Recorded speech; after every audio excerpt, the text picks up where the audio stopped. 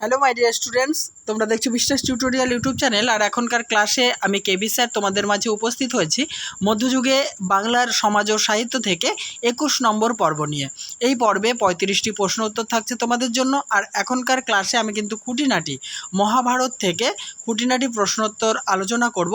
মহাভারতের শ্রেষ্ঠ অনুবাদক অর্থাৎ বাংলায় যিনি শ্রেষ্ঠ অনুবাদক সেই কাশিরাম দাস সম্পর্কে কিন্তু আমি ইতিমধ্যে আলোচনা করে দিয়েছি।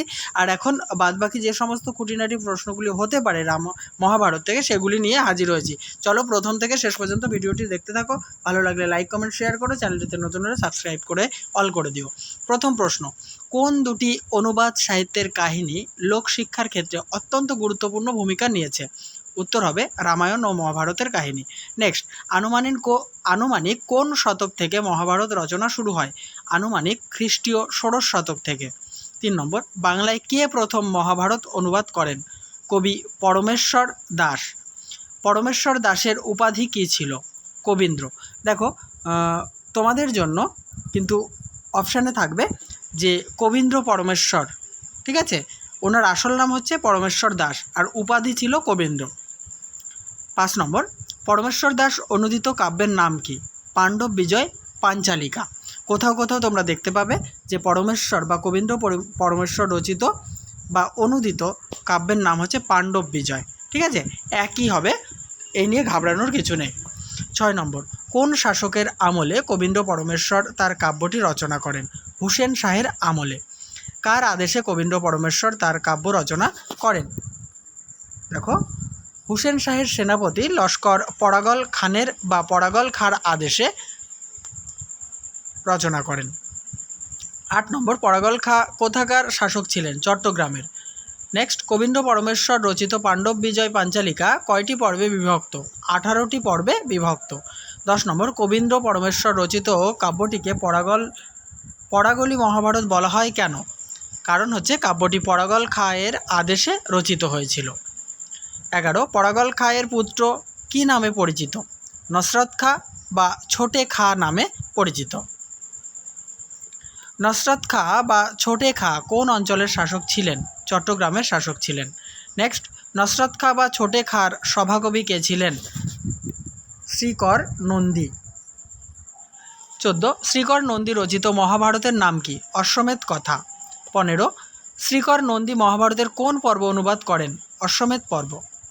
নেক্সট, শ্রীকর নন্দী তার অশ্বমেধ কথা কাব্যের উপাদান কোথা থেকে সংগ্রহ করেন? জৈমিনী সংহিতা থেকে সংগ্রহ করেন। 17, ষোড়শ শতকে রামচন্দ্র খান নামে যে বৈষ্ণব ভক্ত মহাভারত অনুবাদ করেছিলেন তার কাব্যের নাম কি? অশ্বমেধ পর্ব। রামচন্দ্র খান কোন গ্রন্থ অবলম্বনে অশ্বমেধ পর্ব অনুবাদ করেন? জৈমিনী সংহিতা অবলম্বনে। 19, পীতাম্বর দাস কোন কাহিনী অবলম্বনে একটি পাঁচালী কাব্য রচনা করেন? দেখো, মহাভারতের নল দময়ন্তী কাহিনী অবলম্বনে একটি পাঁচালী কাব্য অনুবাদ করেন বা রচনা করেন। দ্বিজ রঘুনাথ অনুদিত মহাভারতের নাম কি? অশ্বমেধ পাঁচালী। 21, কোচবিহারের রাজা নরনারায়ণের ভাই শুক্লধ্বজের অনুপ্রেরণায় কোন কবি ভারত পাঁচালী রচনা করেন? কবি অনিরুদ্ধ। 22, নিত্যানন্দ ঘোষ ভারত পাঁচালী কোন শতকে রচনা করেন? সপ্তদশ শতকে। 23, শ্রীনাথ ব্রাহ্মণ অনুদিত মহাভারতের নাম কি? ভারত পাঁচালী। দ্বিজ হরিদাসের কাব্যের নাম কি? অশ্বমেধ পর্ব। রামেশ্বর নন্দী কোন শতকের কবি? সপ্তদশ শতকের কবি। 26 নম্বর, রামেশ্বর নন্দী অনুদিত কাব্যের নাম কি? মহাভারতের আদি পর্ব। রাজীব সেন কোন শতাব্দীর কবি? অষ্টাদশ শতাব্দীর কবি। রাজীব সেন রচিত মহাভারতের কাহিনীর নাম কি? উদ্যোগ পর্ব। 29 নম্বর, দ্বিজ ঘনশ্যামের মহাভারতের কাহিনীর নাম কি? অশ্বমেধ পর্ব। নেক্সট প্রশ্ন আলোচনা করব বন্ধুরা। তার আগে বন্ধুদের মাঝে আমার এই প্রশ্নোত্তরের ক্লাসগুলি তোমরা অবশ্যই শেয়ার করো, কারণ আমি যেভাবে হার্ডওয়ার্ক করে নিজের স্কুল সামলে তোমাদের জন্য প্রতিনিয়ত ভিডিওগুলি আপলোড করে চলেছি, আশা করছি 100% তোমাদের উপকারে আসবে। তাই আমার চ্যানেলটিকে সাপোর্ট করার জন্য কিন্তু সাবস্ক্রাইব করে অল করতে ভুলো না। আর বন্ধুদের মাঝে অবশ্যই শেয়ার করো। আর কেমন লাগছে আমার আলোচনা লিখে বা কমেন্ট বক্সে কিন্তু লিখে জানাতে ভুলো না। 30 নম্বর, অষ্টাদশ শতাব্দীর কয়েকজন মহাভারত অনুবাদকের নাম উল্লেখ করো। কবিচন্দ্র, ষষ্ঠীবর সেন এবং গঙ্গাদাস সেন। আরও রয়েছেন, আমি নেক্সট পার্টে সেগুলো সম্পর্কে আলোচনা করব। 31, কাশিরাম দাসের মহাভারতের প্রথম 4টি পর্ব কত খ্রিস্টাব্দে শ্রীরামপুর মিশন প্রেস থেকে মুদ্রিত ও প্রকাশিত হয়? 1801 থেকে 1803 খ্রিস্টাব্দের মধ্যে।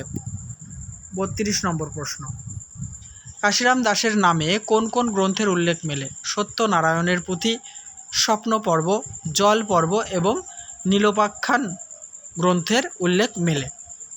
33, কাশিদাসী মহাভারতের মূল রসদ কি?